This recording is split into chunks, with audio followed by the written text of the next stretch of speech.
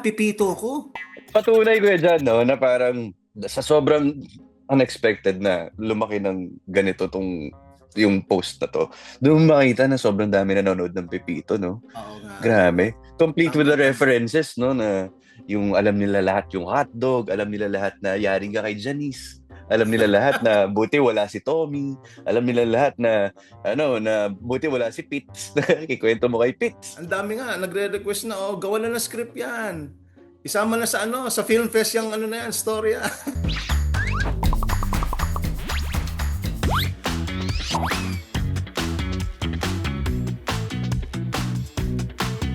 Boy Mix! Ganyan kita kamahal, brother! Nag-trending ako yan dyan. Tawa-tawa ko nakita mo yung picture. Meron ng isang message sa Canada. Sabi niya, hi, I'm ganyan-ganyan from Canada. 1 a.m. na, nasa na yung SDE? Oo nga, ang dami. Kasi isa may kakilala na nag-attend ng wedding. Tapos pinaabangan namin yung SDE. Kaso wala. Hindi ka daw pinakita. Siguro na-realize sila na, teka, hindi bisita ko.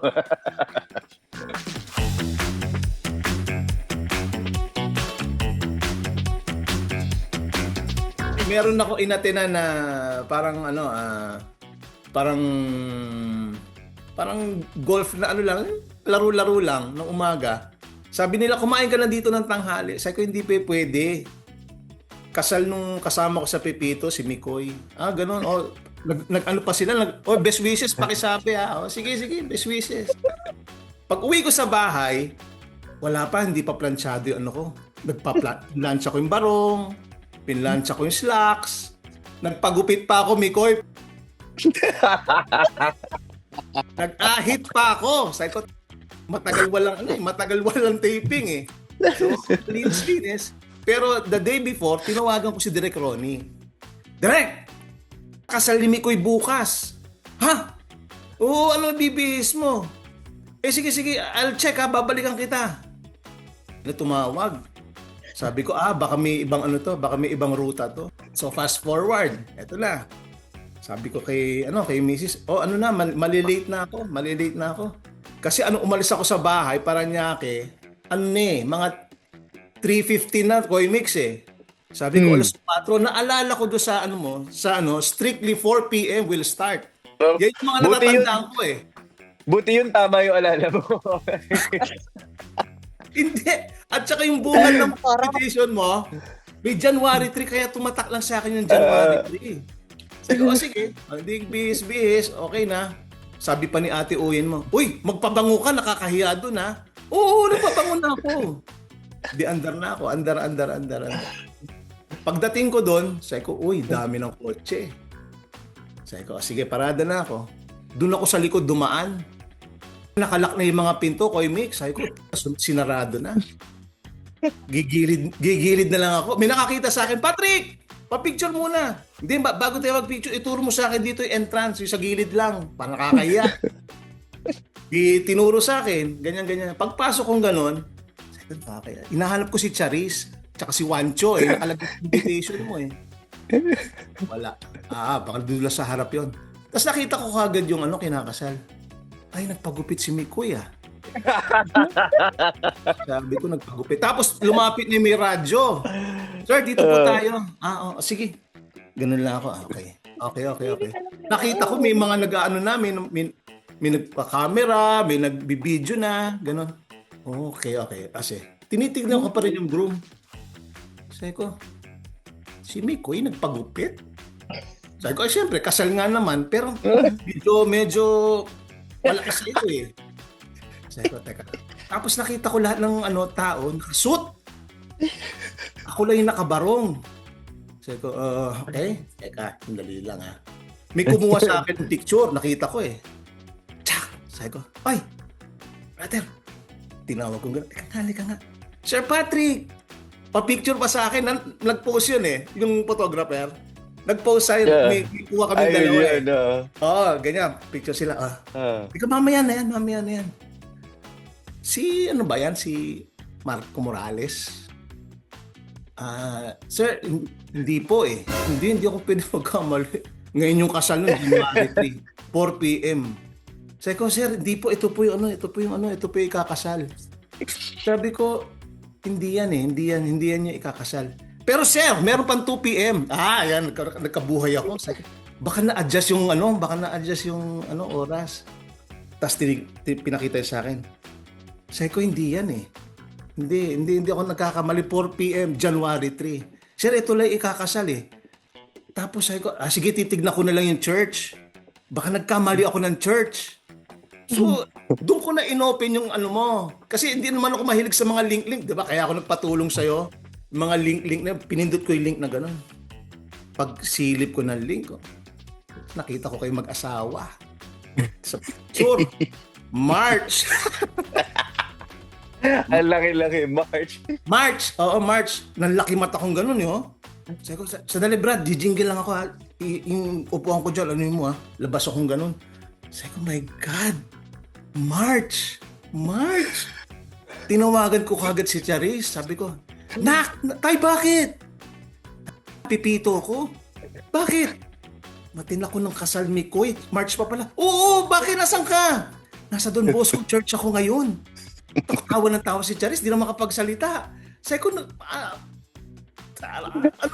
napipito ako. Sige, tatawagan ko si Mikoy. Tinawagan ko si Mikoy, mukhang tulog to eh. Nasa party ako doon eh. Nakita mo yung oras, 4:16? 4 p.m. nga. 4:16 eh. Lumabas na ako eh, 4:16. Sabi ko, di sumasagot si Mikoy. Uwi na ako sa bahay. Talaga nag-iisip lang ako sa kotse. Wala ako, tahimik lang ako. Tahimik, dadrive lang ako. Yung parang hindi ako makapaniwala nangyari sa akin na ang tanda mo na, 57 years old ka na, nagaganyan ka pa. Pag-uwi ko sa bahay, nakita ko ng kapatid ko, Tol! Ang aga mo naman bumalik! Sabi ko, umalis ka dyan, buksan mo yung gate. Binuksan yung gate. Nakita ko ng misis ko, sabi, ang aga mo naman! Sabi ko, napipito ako. Ha? Napipito ako. Akit ako sa bahay. Pag akit ko ng bahay, halakak na ako, ang tagal kong tumatawa. Sabi niya, bakit? Tawa ako ng tawa, wala non-stop. Siguro mga 3 minutes akong tuloy-tuloy na tawa. Bakit? Nasa March pa pala ang kasal, hindi January 3. Yan kasi hindi ka nagbabasa. Ikaw rin eh. Sinabihan mo ako, magpabango ako eh. Sabay nag-search kung ano yung isusuot. Kaya doon ko nalaman sa kanya. Sabi ko, nangyari ako. Tapos usap na kami ni Mikoy. Yan, tumawag na si Mikoy. Koy Mix! Tawa ng tawa si Mikoy. Sige, ganun ba kuya dyan? Sige. Tapos gumawa to ng parang sulat sa Facebook. Sabi, kuya dyan, post ko? Sige, post mo, wala nang masama eh. Nakakatawa lang yun eh. Good vibes naman eh. Hindi naman namin akalain ni Mikoy na ganyan na nasasabog na ganyan. Tapos ang dami nang kumukuha ninong sa akin. Dahil ang aga ko rin dumating. Ako naman kasi, kuya Jan, bago kita i-call back, nakita ko na yung selfie mo. Ang lala nun. Tapos, pero dahil doon ko lang din na piece together na siguro may dalawa rin nag-message sa akin na parang, sorry, hindi kami makakapunta kasi may work kailangan namin ng puntahan, ganun. Sabi ko, sa March may work kayo? Tapos sabi niya, akala namin January 3. Sabi ko, meron din. Tapos may nag-message pa. Si Tisoy, si Alden nag-message na, sorry Miko, hindi ako nakapunta, nasa malayong lugar pa ako. Sabi ko, kakausap lang natin nun. Sabi ko, isa ka pa. Huwag ka nang tumulad dito. Tapos pinakita ko yung screenshot ng usapan natin, Kuya Jan. Si Kuya Jan, nandun kanina. Huwag ka nang tumulad. Alam mo, Miko, yung mga magkakamuka, nagkakamali talaga. Yung nakalagay kasi doon sa invitation is, hindi na kami nag-physical invites kasi. Website na lang para nandun na lahat. So, nakalagay doon kung ilang heads, yung ilang seats yung naka-reserve, tapos yung link ng website, tapos sa dulo nakalagay, please RSVP on or before January 3. Tapos yun na yun. So, kita mo kung sino yung mga hindi nagbukas ng link.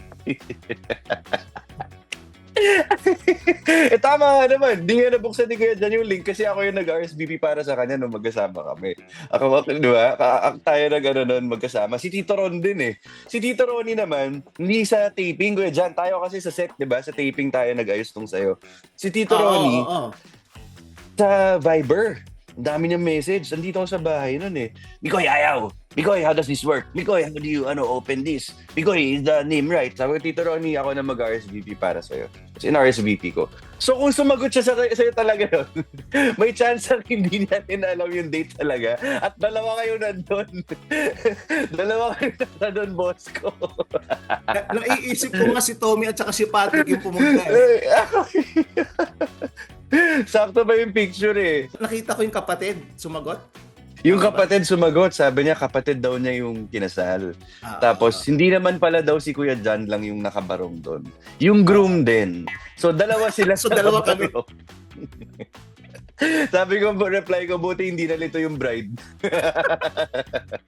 Ito pa Kuya John, kung ba't ako napaisip din ng ganun. Nung madaling araw na yun, nag-message din sa akin yung contact namin sa church, sa Don Bosco. Okay. Sabi niya, may nag-forward sa akin ng post. Sabi niya, kilala ko yung couple, hihingi ako ng SDE. Sabi ko, oy, wag na! Hindi na, wag na. Ayun. Tapos sabi ko, wag na. Nakakatawa na, okay na yun. Sabi ko, baka mamaya mag-message pa siya talaga sa couple na, can we have a copy of your SDE? Tapos, di ba? Tapos isipin nila parang, uy, wow, gusto tayong i-feature ng church. Tapos yun pala, ang rason talaga dahil nag-viral yung post natin, di ba? Nakakaya naman kung gano'n. Ang gagawin na lang namin, hintayin mo sa wedding natin mismo, sa wedding sa March. Dahil kukunan ka talaga ng special shots mo ng photo video. Inabisuhan ko na. Sabi ko dapat nasa SDE namin si Kuya Jan. I-insert tayo doon.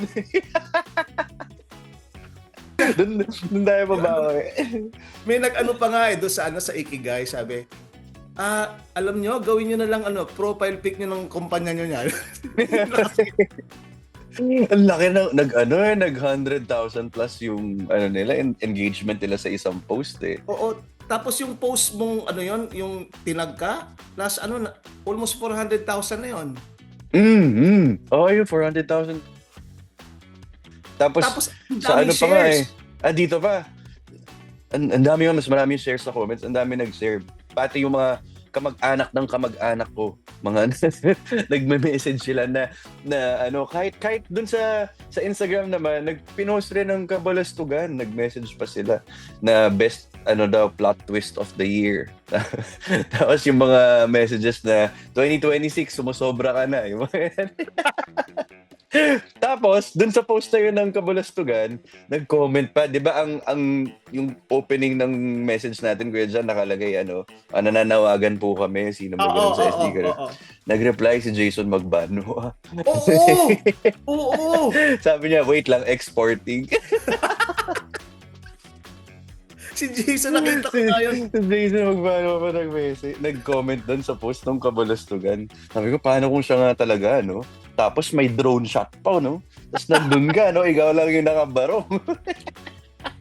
Patunay ko dyan, na parang sa sobrang unexpected na lumaki ng ganito yung post na to. Doon makita na sobrang dami nanonood ng Pepito, Oo nga. Grabe. Complete with the references, na yung alam nila lahat yung hotdog, alam nila lahat na yari ka kay Janice. Alam nila lahat na buti wala si Tommy.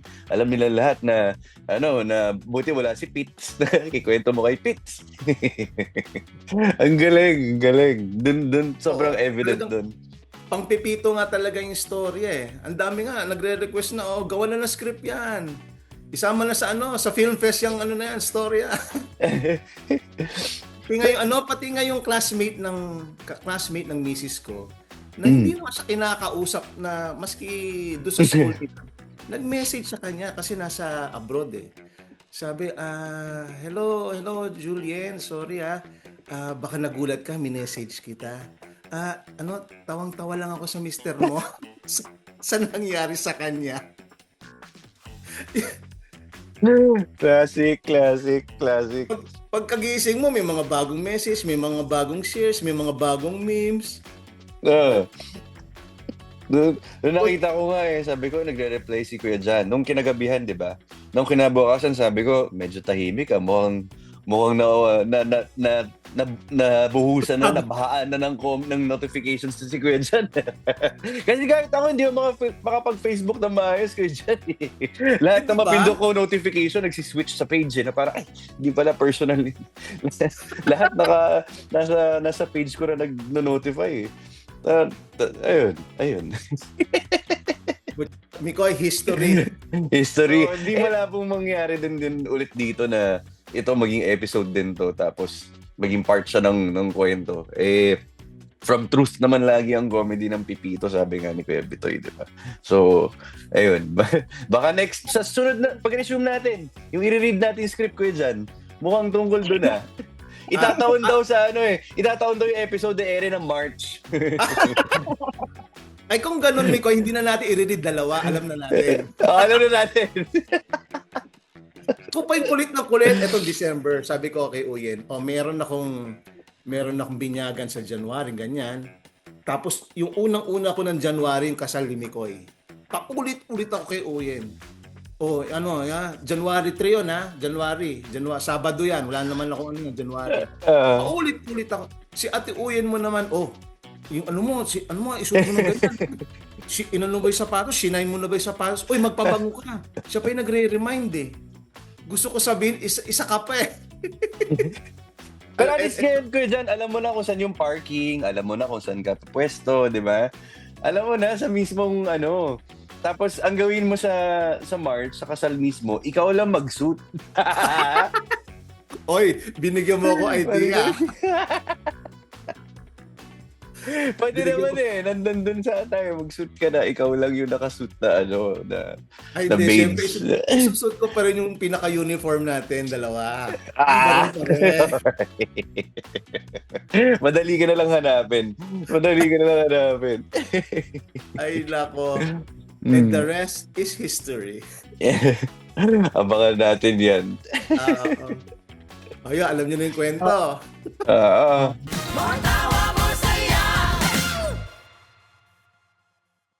Mahalagang paalala, ang Yulin ay hindi gamot pero nakakagamot sa anumang uri ng lungkot at pagod. One click lang, subscribe na!